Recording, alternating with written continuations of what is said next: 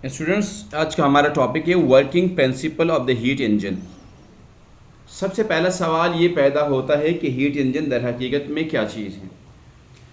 तो heat engine हमारे पास एक ऐसे डिवाइस का नाम है जो हॉट बॉडी से हीट ले और उसको मैकेनिकल वर्क में चेंज करे।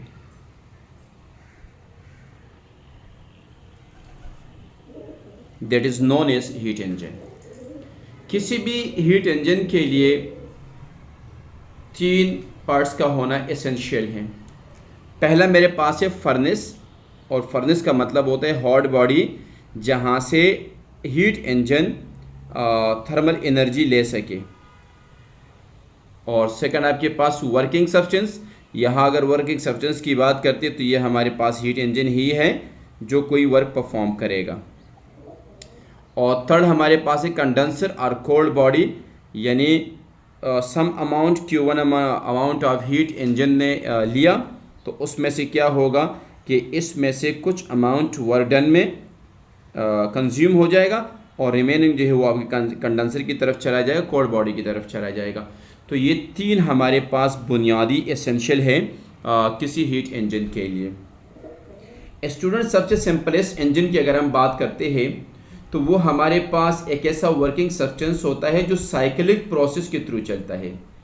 साइक्लिक प्रोसेस हमारे पास क्या होता है, यानी फॉर एग्जांपल मेरे पास एक प्रोसेस स्टार्ट होता है स्टेट ए से, ये जाता है स्टेट बी में, वहाँ से आता है स्टेट सी में, वहाँ से डी में, और वहाँ से जाके वापस ए में पहुँच जाता है। So this process is called cyclic process. अच्छा, अब हमारे पास क्या है कि हम एग्जांपल लेते हैं कि हमारे पास स्टीम टरबाइन है। स्टीम टरबाइन के अंदर वाटर जो है वो रिसाइकिल किया जाता है बार बार, और उसी के ज़रिए हमारा सिस्टम चलता है। यानी मतलब ये है कि वाटर है वो वाटर स्टीम के अंदर बदलता है, और स्टीम बदलने के बाद यानी ये वाटर लिया, वाटर स्टीम में जाके चेंज हो गया ये वाटर, और स्टीम में जाने के बाद ये दोबारा कंडेंस हुआ, ये वाटर में आया, ये वाटर से दोबारा एवापोरेट यानी स्टीम के फॉर्म में हुआ, और इस तरह चलता रहा। इस स्टीम के अंदर हाई फॉर्म ऑफ एनर्जी यानी थर्मल एनर्जी मौजूद होती है, बहुत ज़्यादा थर्मल एनर्जी मौजूद होती है। इससे हम वर्क डन कर रहे हैं और उसको वापस कंडेंस कर रहे हैं, और यह हमारे पास एक साइक्लिक प्रोसेस चल रहा है। इसके अलावा इंटरनल कंबंशन इंजन जो है, हालांकि वो जो हमारे पास है सेम प्रिंसिपल के ऊपर तो नहीं चलता है। उसकी वजह ये होती है कि ये एयर को बार बार उसी सेम एयर को ये इस्तेमाल नहीं करता है, लेकिन ये प्रोसेस साइक्लिक प्रोसेस में काउंट किया जाता है, क्योंकि इसका जो मोड ऑफ ऑपरेशन है वो बिल्कुल इस स्टीम टरबाइन की तरह है। हमारे पास जितने भी हीट इंजन होते हैं ये सोर्स है यानी हॉट बॉडी से थर्मल एनर्जी को अपने अंदर एब्जॉर्ब करते हैं, कुछ मैकेनिकल वर्क हो जाता है और कुछ हमारे पास एनर्जी वेस्ट हो जाती है। अगर हम इसको थोड़ा सा डायग्राम के ज़रिए एक्सप्लेन करना चाहें, so I can draw a diagram over here, see over here students. मेरे पास लेट अस कंसीडर ये मेरे पास फर्नेस है, हॉट बॉडी है मेरे पास, इसको मैं हॉट बॉडी कहता हूँ, ठीक है। और यहाँ से मेरे पास इस हॉट बॉडी से मैंने Q1 अमाउंट ऑफ हीट लिया, ठीक है। ये मेरे पास इंजन है, आई मीन हीट इंजन, ये हीट इंजन है मेरे पास, और हमारे पास कुछ मैकेनिकल वर्क W हुआ, ठीक है। ये मैकेनिकल वर्क W जो मेरे पास है ये दर हकीकत में बराबर होता है Q1 माइनस Q2 के। यानी यहाँ से मैंने Q1 amount of heat hot body से लिया तो उसमें से कुछ मैंने कंज्यूम किया, और बाकी जो एनर्जी थी वो मेरे लोअर टेम्परेचर रिजर्वायर के अंदर चली जाती हैं। तो यहाँ से Q1 अमाउंट ऑफ जितना लिया मैंने और बाकी जितना बचा, फॉर एग्जांपल ये मेरे पास जो Q1 है, लेट अस कंसीडर ये मेरे पास है 1200, just an example, joule, minus यहाँ पर मेरे पास है 600 जूल लोअर टेम्परेचर रिजर्वायर में आई, तो मेरे पास जो डिफरेंस आता है वो 600 जूल का आता है, and this will be basically the mechanical work done by the engine. तो हमारे पास ये होता है कि जब आपके पास इंजन मौजूद है, थर्मल इंजन मौजूद है, हीट इंजन मौजूद है आपके पास, तो हॉट बॉडी का होना ज़रूरी है, आपके पास वर्किंग सब्सटेंस का होना ज़रूरी है, और लोअर टेम्परेचर रिजर्वायर का होना ज़रूरी है, कंडेंसर का होना ज़रूरी है। इस तरीके से यह प्रोसेस हमारे पास चलता है। अच्छा, यहाँ पर हमारे पास ये जो एक हार्ड बॉडी से इंजन की तरफ एक पाइप सा नज़र आ रहा है, ये दर हकीकत में इसका क्रॉस सेक्शनल एरिया ये बताता है कि यहाँ से हम कितना हीट ले रहे होते हैं। और ये जो मेरे पास वर्क डन को शो कर रहा है, इसका क्रॉस सेक्शनल एरिया ये बता रहा है कि कितना वर्क हो रहा है। और ये मेरे पास ये जो है ये पाइप, जो इसको अगर मैं Q2 का नाम दे दूँ, यहाँ से जो हीट नीचे आ रही है तो इट विल बी गुड।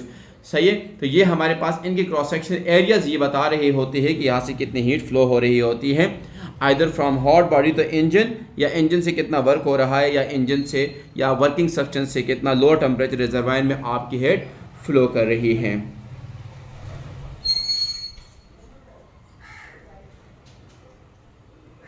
अच्छा, जैसे मैंने यहाँ पर दिखाया आप लोगों को कि दर हकीकत में ये मेरे पास वर्क डन के बराबर है। तो ये हमारे पास दर हकीकत में एक साइकिल के अंदर चेंज इन थर्मल एनर्जी बराबर होती है Q1 माइनस Q2 के, यानी चेंज इन एनर्जी जो हमारे पास आ रही है दर हकीकत में, यहाँ से Q1 अमाउंट ऑफ हीट हमने लिया और फिर जाके इंजन पे वर्क हुआ और फिर Q2 यहाँ आया, तो यहाँ जो चेंज आ रहा है मेरे पास वो डेल Q है। अगर मेरे पास Q1 जो है वो हीट एब्जॉर्ब बाय इंजन है, इंजन जितने हीट को एब्जॉर्ब कर रहा है जो यहाँ पर मैंने बताया था वो Q1 है मेरे पास, और इंजन आपके पास सम वर्क W परफॉर्म कर रहा है, और Q2 is the amount of heat जो कि वो सैंक को या लोअर टेम्परेचर रिजर्वायर को दे रहा है। सो आई कैन राइट, बस ये पहले भी मैंने बताया था कि so W is equal to Q1 minus Q2 के बराबर होगा।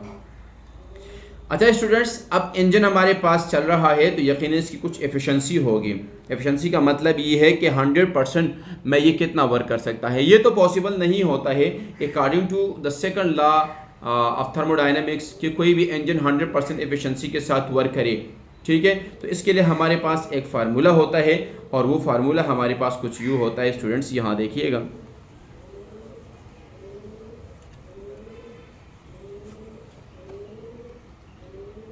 कि एफिशिएंसी ऑफ हीट इंजन की चूंकि हम बात कर रहे हैं,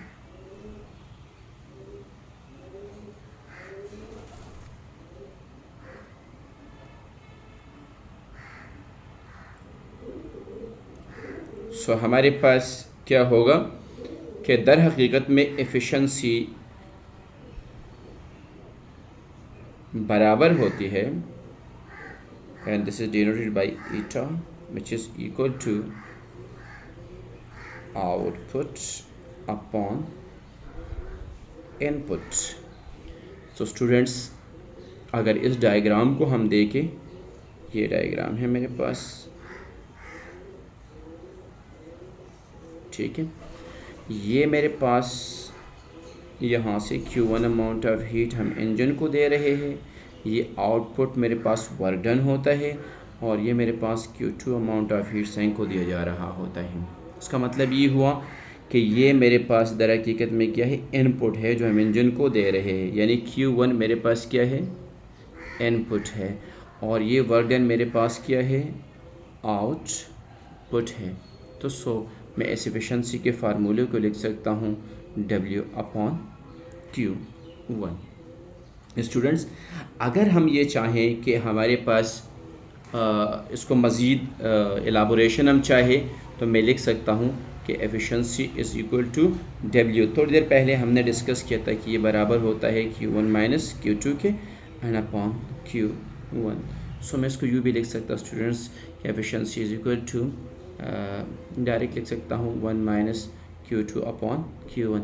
दर हकीकत में हुआ ये कि अगर मैं इसको यूँ लिखूँ तो ज़्यादा बेहतर रहेगा आपके समझने के लिए कि Q1 upon Q1 minus Q2 upon Q1, ये कैंसिल हो गया, and efficiency is equal to 1 minus Q2 upon Q1। इसलिए ये फार्मूला मैंने इस फॉर्म के अंदर डायरेक्ट लिख दिया। अब 100% एफिशिएंसी की अगर हम बात करें तो 100% एफिशिएंसी तब पॉसिबल है कि जब हमारे पास Q2 इज इक्वल टू 0 हो। Q2 अगर हमारे पास 0 होगा, इसका मतलब ये हुआ कि नो हीट जो है वो रिजेक्ट होगा to lower temperature reservoir or sink. इसका मतलब ये होता है कि जितने Q1 अमाउंट ऑफ हीट हम यहाँ से लेंगे वो टोटली यहाँ पर मुफीद वर्क में यूज़फुल वर्क में कन्वर्ट होगा और ये मेरे पास क्या हो जाएगा, 0 हो जाएगा। तो तब जाके एफिशिएंसी 100% होगी। 100% एफिशिएंसी का मतलब होता है कि जितनी एनर्जी आपने इनपुट की उतना ही काम हुआ, उसमें कुछ भी वेस्ट में नहीं किया। अगर हम इसको डिफ़ाइन करना चाहें तो हम यूँ कह सकते हैं कि the thermal efficiency of a cycle heat engine is defined is to the ratio of the work done, ratio of the work done, ratio of the work done की हम बात करते हैं by the engine in each cycle to the heat absorbed, यानी Q1 amount of heat absorbed in each cycle। ये इन दोनों के ratio का नाम दर हकीकत में क्या है स्टूडेंट्स, ये एफिशिएंसी है। So we can say efficiency is the ratio of the work done upon the amount of heat absorb by the heat engine. और 100% के लिए ज़रूरी है कि एग्जॉस्ट में या लोअर टेम्परेचर या सैंक को कोई थर्मल एनर्जी नहीं गई, बल्कि टोटली वर्क डन के अंदर चला गया, जो कि इम्पॉसिबल है।